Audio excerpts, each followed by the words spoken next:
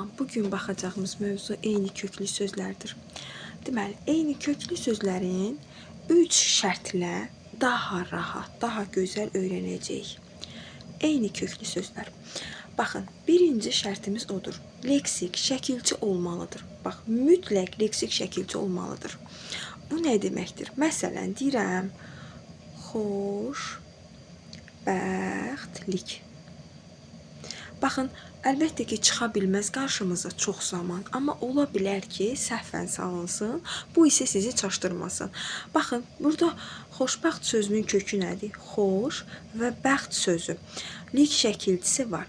Düzdür, uşaqlar bəzən çaşırlar, deyirlər ki, bu da düzəltmə sözdür. Əlbəttə ki, biz buna düzəltmə deyə bilmərik. Nə olsun ki, buna leksik şəkilçi qoşulub.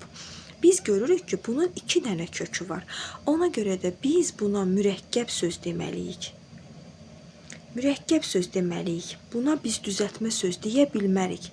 Olması normaldır. Amma biz bunu düzəltmə söz kimi götürə bilmərik. Bu bizim birinci şərtimiz. Yəni, birinci şərt odur ki, sözümüz mütləq leksik şəkilçi olmalıdır. İkinci şərtimiz odur ki, kök eyni nitq hissəsi olmalıdır. Baxın, kök dedim ha. Kökü eyni nitq hissəsi olmalıdır.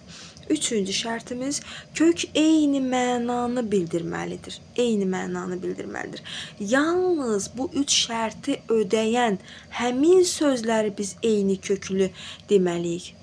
Baxın, 3 şərtin 3'ü də ödəməlidir bizim şərtimizi.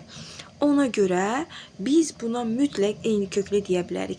Müəllim, biri ödədi, o birisi ödəməyə bilər və yaxud da ki, 3-cü ödəsin, alınarmı? Xeyr.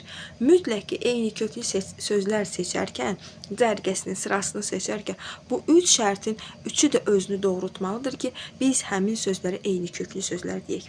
İndi bir neçə nümunə üzərində izah etməyə çalışacağım. Məsələn, deyirəm, deməli, güllər. Sonra deyirəm, gülçü. Sonra deyirəm, güldan. Sonra deyirəm, gülçü, güldan. Məsələn, sonra deyirəm, güllük. Sonra deyirəm, gülər.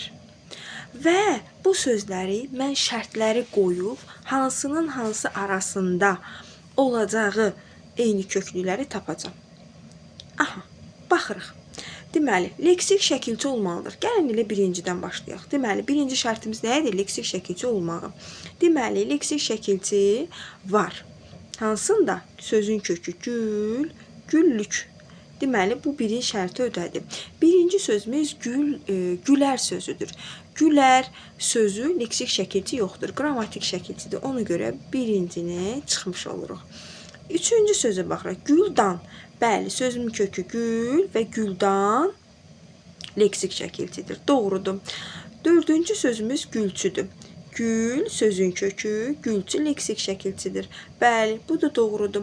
Üçüncü sözümüz isə sadə sözdür. Bu isə bizim şərtimizi, birinci şərtimizi ödəmədi. Bizdən deyir ki, leksik şəkilçi olmalıdır. Deməli, yerdə qalan sözlər nədir? Güllük, güldan, gülçü. Baxaq, ikinci şərti ödəyirmi həmin sözlər? Kök eyni nitq hissəsi olmalıdır. Deməli, güllük sözünün kökü güldür, gül çiçək mənasında. Aha, bu doğrudur. İkinci sözdə güldan sözünün kökü gül. Nə? Gül, bitki mənasında. Güldür. Əlbəttə ki, güldan isə gülün, çiçəyin qoyulduğu bir qab, suvenir, vaza deyirik. Bax, o hissə.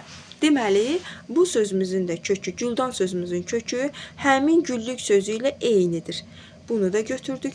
Gülçü sözün kökü gül, həqiqətən gül çiçək mənasında, güllərə baxan adam mənasında gülçü gedir. Yəni, kök olaraq bu da şərti ödədi. Daha sonra eyni mənanı bildirməlidir. Yəni, eyni mənanı bildirən həqiqətən də gül, çiçək mənası, güllük sözündəki güldan Deməli, bu da həqiqətən gül çiçək mənasındadır. Üçüncü sözü gülçü də gül sözünü çiçək mənasında mənaları da eyni oldu.